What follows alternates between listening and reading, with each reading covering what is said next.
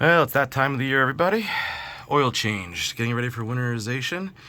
Just pumped out the oil out of my dipstick for my 454 Crusaders. I was able to get about 7 liters out of each engine. Now I'm going ahead and putting the oil back in the port side that I finished.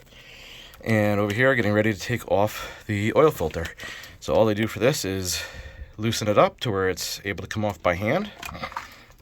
And then I take a Ziploc, just like we use to store our fish fillets in.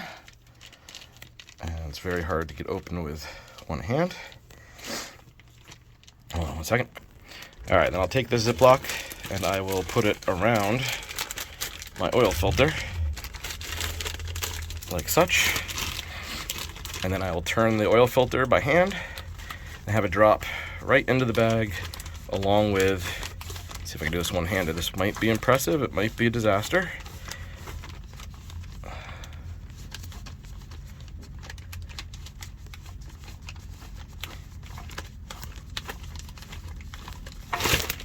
And disaster.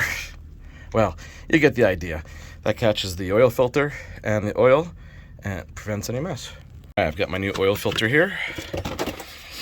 Always be sure to get a little oil on the seal. I'll just take a little oil out of here. This will just help you get it off next season when it's time to change it again.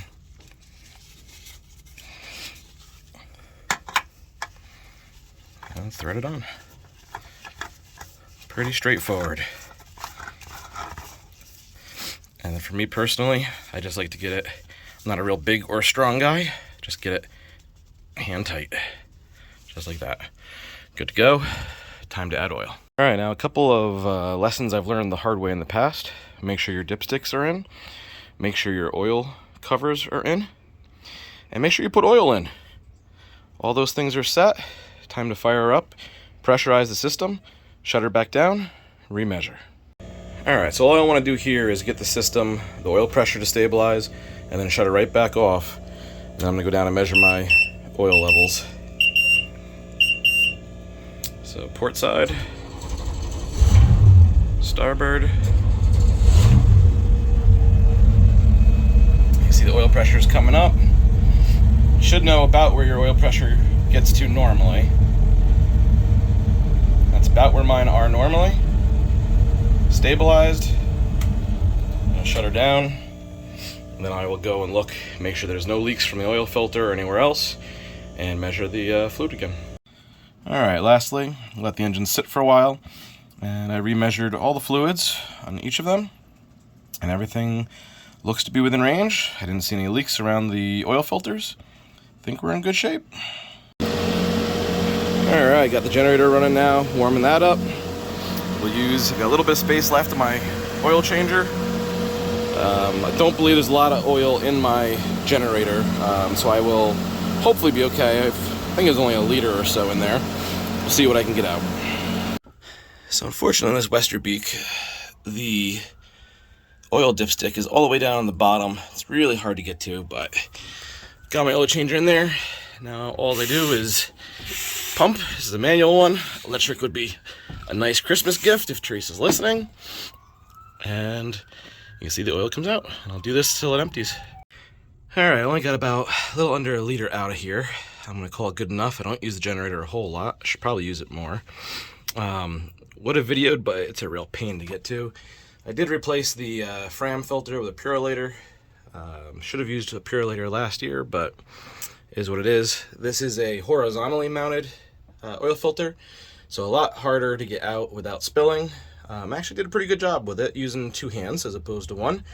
Thankfully I didn't try to film or else it would have been kind of a nightmare, but added about a liter of oil in, checked the dipstick. Dipstick looked like it was right at the right level, so I may need to add a little bit more, but I just want to turn this over a little bit and get the oil pressurized.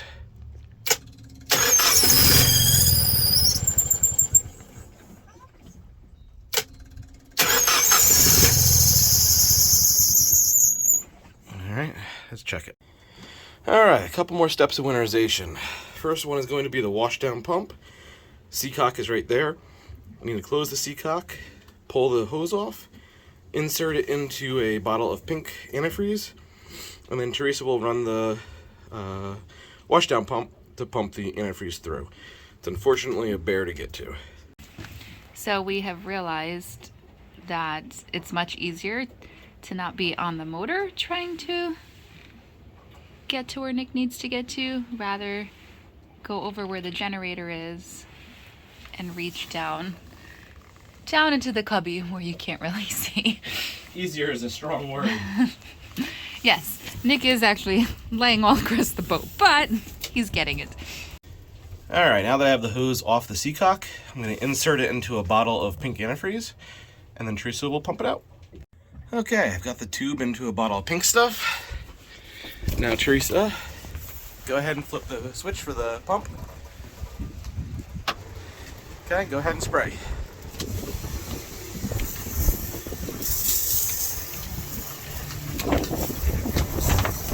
Not pink yet.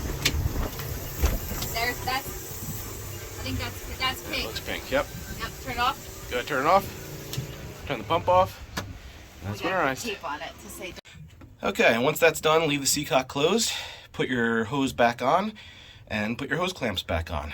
Do that now as opposed to waiting to the spring, because you don't want to forget, launch the boat, and then either open the seacock by accident or just forget to put it on in general.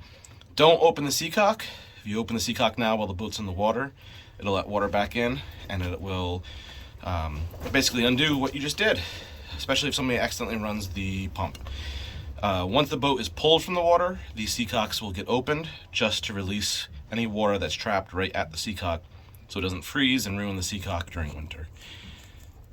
Alright, so onto the generator. We've done the oil change on the generator. Now it's to winterize it. So first thing I'm going to have to do is take the seacock and shut the seacock, and then unscrew the water filter. Alright, the strainer's open. It's not too dirty, but I'll have Teresa give it a rinse anyway. Alright, I've got my shop vac going into my strainer, and now I'm just going to turn it on and get the water out of that strainer.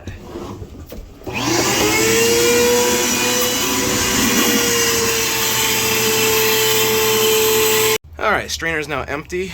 All that did was minimize the amount of water in the system.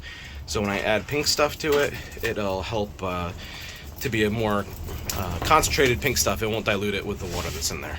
Alright, I filled my strainer up with pink antifreeze. I've got an extra gallon here ready to go. I'm going to start up my generator. When it starts pulling the pink stuff out of here, I will pour in while Teresa checks to see if it's spitting pink out of the side of the boat. That'll let me know when I've put enough pink stuff in for it to have worked all the way through the system. One thing I forgot to do actually, which I'll do right now, is I have a small muffler down here for the generator. There's a little thumb screw on there. If there's water in there, I can drain it out of there.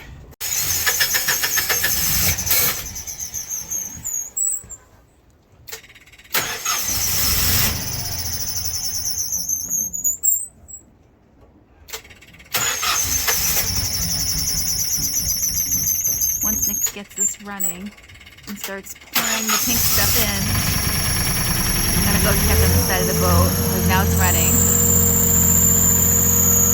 So once he starts pouring, it'll make Pouring in. Okay, he's pouring in, so I'm gonna go to the side. What do you want to see when we see the pink stuff coming out?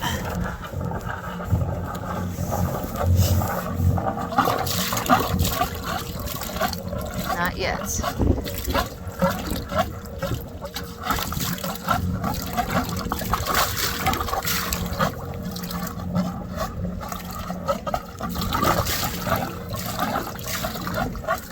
starting to be pink.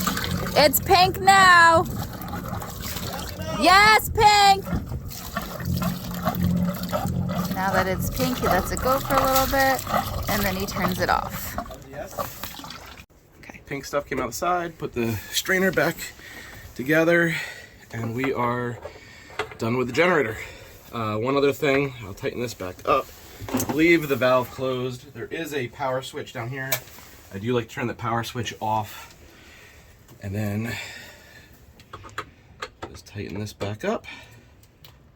And that's good for winter.